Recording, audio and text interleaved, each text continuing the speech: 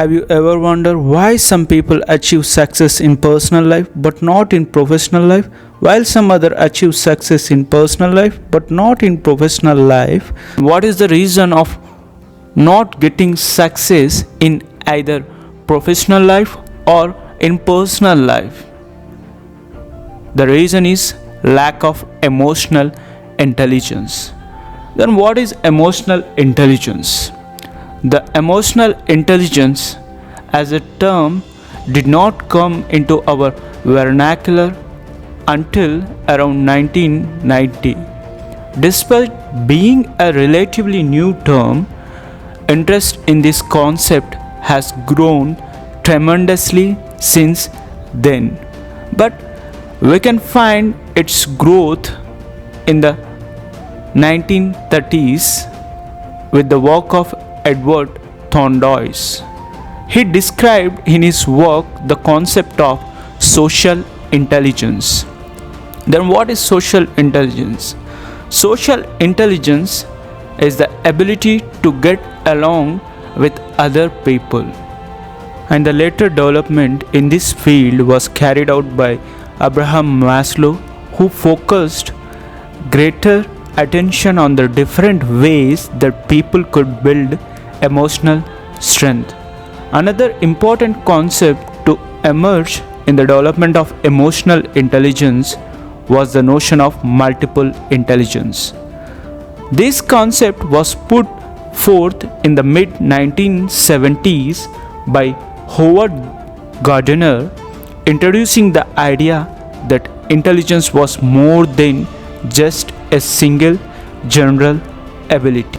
In the year 1990, psychologists Peter Salovey and John Mayer published their landmark article Emotional Intelligence in the journal Imagination, Cognition and Personality. They defined emotional intelligence as the ability to monitor one's own and others' feeling and emotion, to discriminate among them, and to use this information to guide one's thinking and actions.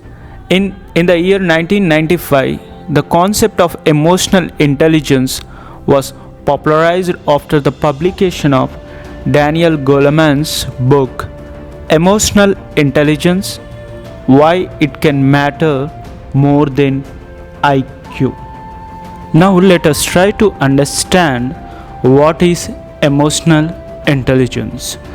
Emotional intelligence is a way of recognizing, understanding and choosing how we think, feel and act.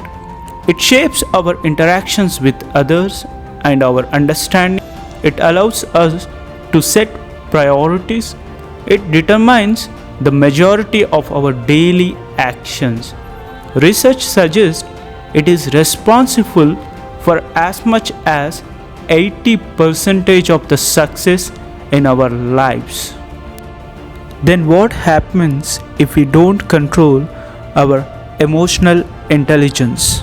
Daniel Goleman says, if your emotional abilities are not in hand, if you do not have self-awareness, if you are not able to manage your distressing emotions, if you cannot have empathy and have effective relationship, then no matter how smart you are not going to get very far.